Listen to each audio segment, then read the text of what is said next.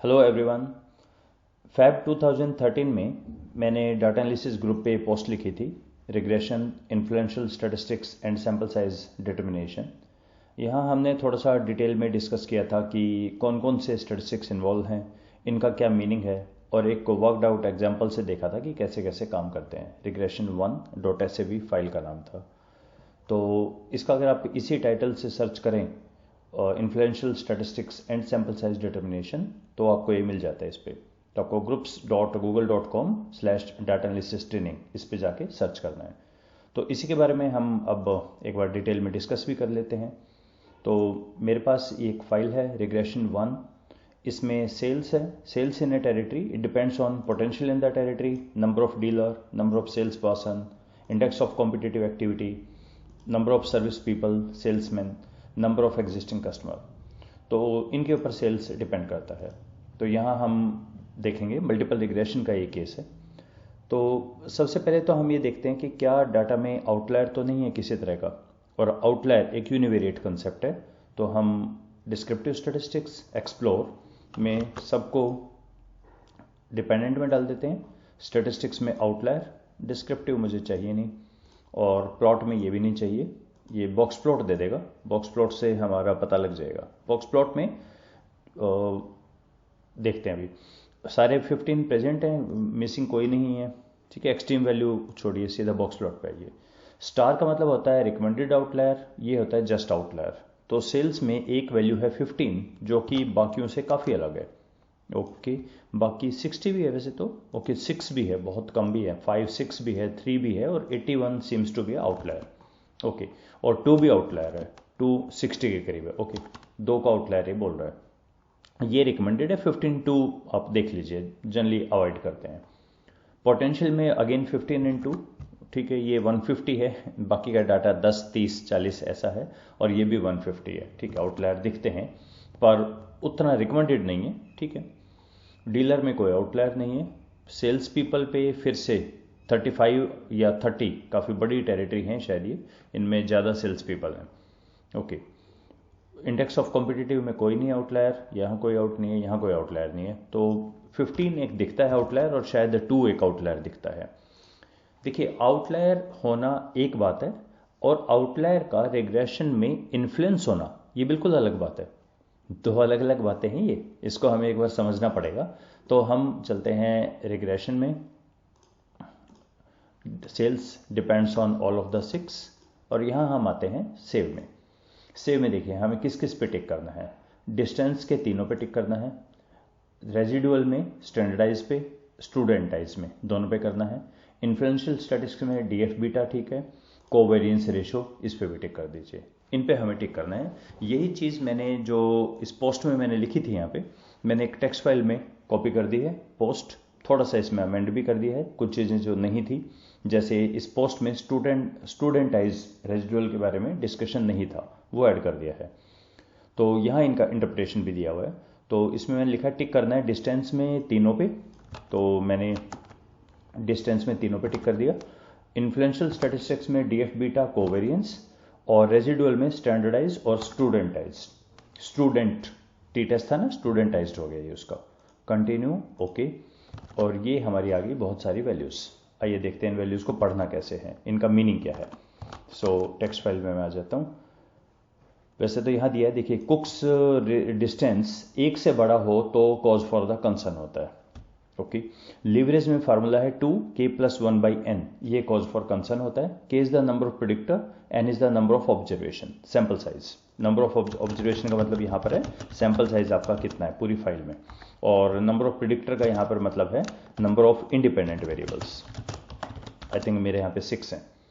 सो अगर आपकी leverage value इससे बड़ी हो तो वो एक प्रॉब्लम हो सकती है। महालैनोबिस डिस्टेंस 11 से बड़ा कॉज फॉर कंसर्न है। डीएफ बीटा में 1 से बड़ा कॉज फॉर कंसर्न है। अच्छा, डीएफ बीटा हर इंडिपेंडेंट वेरिएबल का अलग आएगा, चेक कर लें इसे। तो देखिए, ये हमारा नाम इनके देखें, स्टैंडर्डाइज, स्टूडेंटाइज, महालैनोबिस, कुक्स, और डीएफ बीटा जो है इंटरसेप्ट का अलग, इसका अलग, इसका अलग, इन सब के अलग लगा रहे हैं। ओके, स्टैंडर्डाइज हमने एक पीछे एक वीडियो में देखा था कि इसका मैनुअल कैलकुलेशन कैसे होता है, ये स्टैंडर्ड एरर से निकलता है ये। Not more than 5% of cases should have value more than 2, not more than 1% case should have 2.5, और 3 से ज़्यादा हो तो आउटलायर होता है वो। ओके इसी तरह से स्टूडेंटाइज में सेम, अगर वैल्यू 3 से बड़ी हो तो उसको आउटलायर बोलते हैं। कोवेरियंस रेशियो में ये फार्मूला है, और अगर इससे छोटा हो CVR तो आउटलायर है। तो आइए इस फाइल में देखते हैं। इस फाइल में मेरे पास डिपेंडेंट वेरिएबल है सेल्स, इंडिपेंडेंट है 6, मैंने रिग्रेशन लीनियर रन किया है एंटर मेथड से। सेव में इनको मैंने सेव कर दिया है, स्टैंडर्डाइज के साथ मैंने स्टूडेंटाइज भी सेव कर दिया है। तो मैं इसको भी अपडेट कर देता हूँ यहाँ पे। So save this as well as this, continue. Okay अब देखते हैं, सबसे पहले कुक्स डिस्टेंस देखते हैं। तो कुक्स डिस्टेंस पे आइए। कुक डिस्टेंस कहाँ पर है? COO यही है क्या? Cook COO कुक्स distance, yes. हमारा रूल है अगर किसी की वैल्यू 1 से बड़ा हो तो ये कंसर्न है। तो अब आप देखिए केस नंबर 14। 14 तो हमारा यूनिवेरिएट में पकड़ में ही नहीं आया था कि उसके अंदर कैसा है। यहाँ पे ऐसा लगता है कुक्स डिस्टेंस ने बताया इसकी जो वैल्यू आ रही है 1.53 ग्रेटर देन 1, ये एक पोटेंशियल आउटलायर हो सकता है। खैर ऐसा नहीं है, एक ने कहा तो हम बाहर कर देंगे, अगर मैक्सिमम इंडिकेटर्स वही इंडिकेट करें तब हम देखेंगे। ओके तो आपने देखा इसमें जो 15 दिख रहा था हमें 2 दिख रहा था, कुक्स डिस्टेंस में उसने कहा नहीं कोई बात नहीं है। हालांकि 2 वाला 1 के करीब ही है, काफ़ी 0.9 काफ़ी करीब है, पर 1 से बड़ा वो हमारा एक होता है concern. Okay second leverage value 2k+1। Okay मेरे पास इंडिकेटर्स कितने हैं? इंडिकेटर मतलब इंडिपेंडेंट वेरिएबल 6 और सैंपल है 15 का। तो मैंने यहाँ अपना फार्मूला लगाया 2 6 + 1 7 14 डिवाइडेड बाई 15, 14/15 आ गया 0.93। तो चेक करें क्या कोई वैल्यू 0.93 से ज़्यादा है लीवरेज के अंदर? लीवरेज में कोई भी वैल्यू 0.93 से ज़्यादा नहीं है। ओके क्लियर है ये केस। महालैनोबिस 11 से ज़्यादा पे एक प्रॉब्लम हो सकती है। महालैनोबिस में 10 है और ये अगेन नंबर 14 है, पर सेफ है, 10.57 है, पर चलिए 11 से तो कम ही है। ओके DF बीटा 1 से बड़ा कॉज फॉर द कंसर्न है और हर एक का अलग अलग है। चेक करते हैं DF बीटा और कितना होना चाहिए 1 से ज़्यादा। तो DF बीटा अगर हम पहला वाला देखें तो इंटरसेप्ट पे थोड़े से कुछ इश्यूज दिखते हैं मुझे। ओके DF बीटा यहाँ पे ऑब्जर्वेशन नंबर 5, 7, 15 और 14, आई थिंक इन 4 में है इशू। 14, 15 चेक करें DF बीटा की वैल्यू। DF बीटा 0 का मतलब है इंटरसेप्ट, ये तो 1 से ज़्यादा है, यहाँ पे थोड़ा सा इशू है। अच्छा 1 मिनट मैं वो चेक कर लूँ इंटरसेप्ट इसका सिग्निफिकेंट था कि नहीं था? कांस्टेंट तो है ही नहीं सिग्निफिकेंट। ओके कांस्टेंट तो आपको हटा ही देना चाहिए क्योंकि इसकी सिग्निफिकेंस वैल्यू 0.05 से बड़ी है। तो एक्चुअली हमें चाहिए हम ऐसे करें ऑप्शंस, इसको हटा के फिर रन करें। तो इंटरसेप्ट में बता रहे हैं कि थोड़ा सा है, पर वो क्योंकि इनसिग्निफिकेंट है तो उसको तो हम हटा ही सकते हैं। ओके DF1 में 1 से बड़ा कोई नहीं है, इसमें कोई नहीं है, कोई नहीं है, कोई नहीं है। DF बीटा ने कहा कोई किसी तरह की कोई प्रॉब्लम नहीं है DF बीटा के परस्पेक्टिव से, ऑल आर ओके। तो यहाँ पे इंटरसेप्ट के लिए इशू था पर वो कोई दिक्कत नहीं है। फॉर फर्स्ट प्रिडिक्टर नहीं है ये, फॉर इंटरसेप्ट है ये, इसको भी मैं ठीक कर देता हूँ। ओके इंटरसेप्ट के लिए। ओके स्टैंडर्डाइज रेजिडुअल कोई भी हमारा 3 से बड़ा तो होना ही नहीं चाहिए, 2 से बड़े 5% ये कहाँ से आया 2 और 3? ये तो हमारा चल रहा है रफली जो होता है ना हमारा 5 पॉइंट पे 1.96 अप्रोक्सीमेटली 2 होता है और 1 पे Z की वैल्यू 2.58 होती है, ये वो है। So let's check standardise residual क्या मैंने सेव किया है। सो नाम देख लेते हैं, स्टैंडर्डाइज ZRE नाम है इसका। ओके लेट्स चेक ZRE क्या कोई वैल्यू 2 से बड़ी है? कोई भी 2 से बड़ी नहीं है, 2.5 और 3 से तो बड़ी है ही नहीं कोई। ठीक है that's again a clear one, कोई इशू नहीं है। स्टूडेंटाइज, अच्छा स्टूडेंटाइज क्या होता है? देखिए जैसे स्टूडेंट टी टेस्ट था ना, ये उसी तरह से होता है। तो ये एक तरह का मान लीजिए ये टी का ही इक्विवेलेंट इसको मान लेते हैं। तो इसमें कोई 3 से बड़ा होगा वो आउटलायर है स्टूडेंटाइज में। चेक करें, कोई 3 से बड़ा कोई भी नहीं है, ये भी क्लियर है, काफ़ी ठीक है फाइल, कोई दिक्कत है नहीं। कोवेरियंस रेशो, अगर CVR 1 - 3k+1n से छोटा हो तो उसमें इशू आता है और उसको हम डिलीट करके मॉडल को इम्प्रूव कर सकते हैं। k की वैल्यू है मेरी यहाँ पे 6 + 1 7 × 3 21 डिवाइडेड बाई 15 1.4, तो ये आ गया 1.4।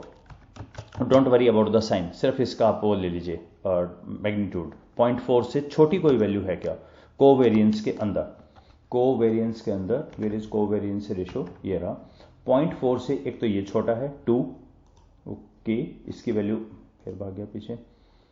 कोवेरियंस ये छोटा है, 0.4 से छोटा देखना है आपको, कोई और ये 0.5 है, 0.5 है, आई थिंक एक ही लग रहा है, 2 वाला ही लग रहा है यहाँ पे। So only 2 is this. तो यहाँ पे 2 और 14 ये दो हमें आउटलायर लग रहे हैं और इनको हम सोच सकते हैं हटाने के पर्सपेक्टिव से। खैर यहाँ तो डाटा बहुत ज़्यादा छोटा है, लेकिन अगर बड़ा डाटा हो आप देख सकते हैं, और उनको आउटलायर को हटाने से आपका जो मॉडल है वो ज़्यादा इम्प्रूव हो जाता है। इसमें एक चीज़ इंपॉर्टेंट है कि आप आउटराइटली आउटलायर को ये नहीं कहते कि डिलीट कर दें, आप डीसेलेक्ट कर दीजिए, क्योंकि एक डाटा बहुत मेहनत से इकट्ठा होता है, तो आप उसको ऐसे नहीं सिंपली कि एक इंडिकेटर ने कहा और आपने डिलीट कर दिया, डिलीट मत करें, क्योंकि आउटलायर जो है वो हो सकता है एक पर्टिकुलर चीज़ में आउटलायर है, जैसे पोटेंशियल में आउटलायर है वो, लेकिन अदरवाइज ठीक है डाटा, बाकी तो नॉर्मल है, तो डिलीट ना करें, डीसेलेक्ट, ये यहाँ पे सिलेक्ट केस में करके आप डीसेलेक्ट कर सकते हैं। उसका मैंने SPSS ऑप्शन नाम की प्लेलिस्ट है, वहाँ इसको डिस्कस किया हुआ है, तो अपने डाटा में लगा के देखिए आप ये चीज़। और एक और चीज़ फाइनली, वर्ड ऑफ क्वेश्चन, इसको यूज करें जब आपके पास रेशो डाटा हो।